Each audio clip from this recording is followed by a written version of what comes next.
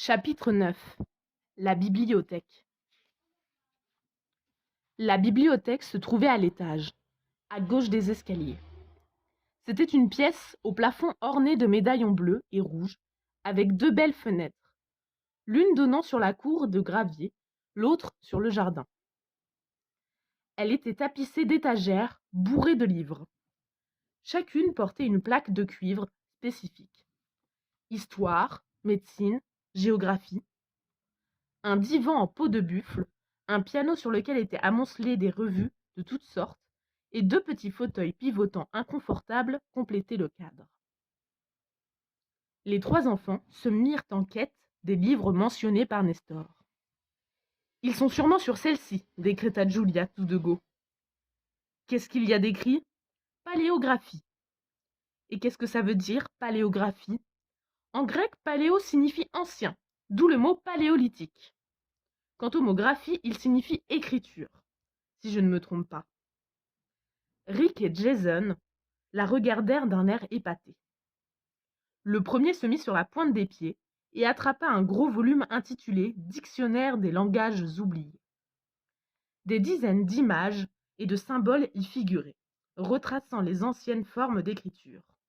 L'alphabet phénicien, l'alphabet indien, les hiéroglyphes égyptiens, la langue mystérieuse des Étrusques, l'alphabet grec, le rongo-rongo de l'île de Pâques, et bien d'autres encore. Chaque page était une surprise, contenant nombre de signes variés, dessins, codes secrets, langues perdues et mots disparus. Quand Rick arriva aux pages 196-197, Jason s'écria « Stop! C'est là !» En plein milieu figurait le dessin suivant. « Ça m'en a tout l'air !» fit le garçon aux cheveux roux.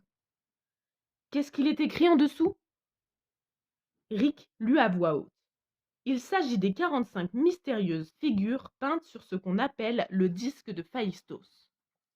Cet objet, un disque d'argile à la circonférence irrégulière, a été découvert sur l'île de Phaistos au début du XXe siècle par les archéologues Habert et Pernier et n'a jamais été déchiffré. Ça commence bien, ronchonna Julia. Le disque porte sur ses deux faces une inscription enroulée en spirale, tel un serpent. Les lettres accompagnant les pictogrammes sont le fruit d'un essai de traduction phonétique réalisé par le paléographe Elton Carter en mars 2003. Chacune des figures, en effet, était transcrite en caractères alphabétiques. Le petit personnage indique le chiffre 1. Le disque avec les petits points correspond à notre A, chuchota Jason. Essayons de traduire le parchemin, s'exclama Julia. Rick haussa les épaules. C'est impossible. Il ne suffit pas simplement de connaître les lettres pour réussir à déchiffrer un message antique. Il faut aussi maîtriser la langue dans laquelle il a été écrit. Et qui te dit qu'il remonte à l'Antiquité, grommela Jason. C'est une évidence, écoute. Les caractères du disque de Phaistos ont été employés quelques millénaires avant Jésus-Christ, lut-il dans le dictionnaire. Les jumeaux, cependant, étaient d'un tout autre avis. Ils prirent un stylo et du papier et commencèrent à reporter en face de chaque petit dessin sa traduction phonétique. « Dents !» s'écria Jason en déchiffrant les 4 premiers caractères. « Ça n'a pas de sens !» rétorqua Rick, sceptique. « Noir !» lança Julia. Les jumeaux se regardèrent. « Dans le noir !» s'exclamèrent-ils. Si, cela avait un sens. Rick, ébahi, par quel mystère Rick était ébahi. Par quel mystère ce parchemin écrit dans un alphabet inconnu pouvait-il contenir un message intelligible dans leur langue? Peu à peu, un début de phrase apparut.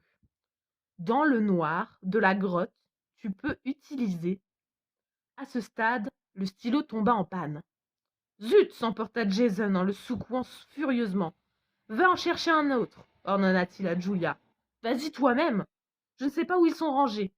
Où est passé le crayon avec lequel on a dessiné le plan? Lequel? Ah oui! Jason se souvint qu'il avait roulé sous l'armoire du petit salon. Il est en bas, je cours le chercher. Rick et Julia continuèrent à traduire les lettres, une par une, à haute voix, au fur et à mesure qu'il les identifiait. Jason descendit les marches, 4 à 4, et fonça dans la salle en pierre. Il resta figé sur le seuil, en croyant voir bouger une ombre devant lui. Les pensées tournoyaient dans son cerveau comme une nuée d'oiseaux affolés. Au-dessus de lui, amorti par la distance, il percevait les voix de Rick et de sa sœur qui répétaient: Dans le noir de la grotte, tu peux utiliser tu peux utiliser la tu peux utiliser la terre. Peu à peu, la sensation de panique l'abandonna. Il regarda plus attentivement autour de lui. Personne, aucun bruit suspect. Peut-être s'était-il trompé. Peut-être ne s'agissait-il que du reflet d'un meuble. Il entra avec précaution. Le plan qu'ils avaient terminé juste avant de partir à la recherche du portrait du vieil Ulysse gisait, abandonné sur le sol. Jason traversa la pièce, les sens en alerte. Il atteignit l'armoire et dut s'allonger pour récupérer le crayon qui, évidemment, était allé se fourrer dans le mur du fond. En essayant de l'attraper, il frôla la paroi. Et il se rendit compte d'une chose. C'était une fausse cloison. En bois, semblait-il. Intrigué, Jason l'examina de plus près. Derrière l'armoire, une porte était dissimulée. Quelques minutes plus tard, Jason retourna à la bibliothèque. Il remit le crayon aux deux autres, puis resta à l'écart, pensif et silencieux, en attendant qu'il termine la traduction du message. Julia disposa celui-ci en 4 lignes, comme une poésie, et le relut à voix haute sur un ton triomphant. Dans le noir de la grotte, tu peux utiliser la terre-lumière pour éclairer la flotte qui te conduit là où tu le désires. En écoutant ces mots, Jason sentit un frisson d'effroi lui courir sur la peau, telle une sauterelle glacée. Mince alors, soupira Rick, c'était presque plus compréhensible avant. Il y a des grottes dans le parage demanda Julia. Rick haussa les épaules. J'imagine que oui. À Kilmore Cove, il y a des grottes partout. Puis il expliqua. Cove signifie gris. Cove signifie crique, baie, mais ce mot peut également désigner une grotte. Dans le village, on raconte qu'autrefois, à chaque solstice de printemps, les druides se rassemblaient et que leur salle de réunion était une grotte au-dessus de la mer, qui s'est effondrée ou a été détruite au temps des Romains. Tu as entendu, Jason? Les druides! S'exclama Julia. Autant dire que ça remonte à des milliers et des milliers d'années. Après avoir traduit le message, Julia se sentait euphorique et résolue à éclaircir le mystère. Rick à présent récapitulait toutes les légendes parlant de grottes, de renfoncements ou de flottes, cherchant en vain à donner un sens au mot terre-lumière.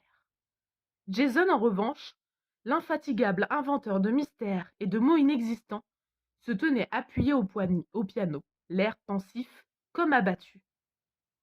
Jason, l'interpella sa sœur, tu te sens bien? Tes égratignures te font toujours mal? Immobile entre Rick et Julia, le garçon fixait le vide. Jason, tu rêves ou quoi? Insista Julia, en le secouant par l'épaule.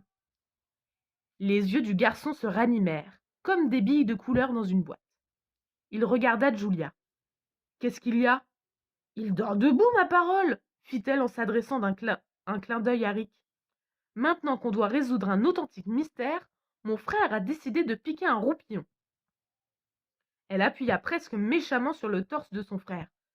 Oh, Jason, réveille-toi! Jason sursauta de douleur. Tu es redescendu sur Terre? Tu as entendu cette histoire de druide?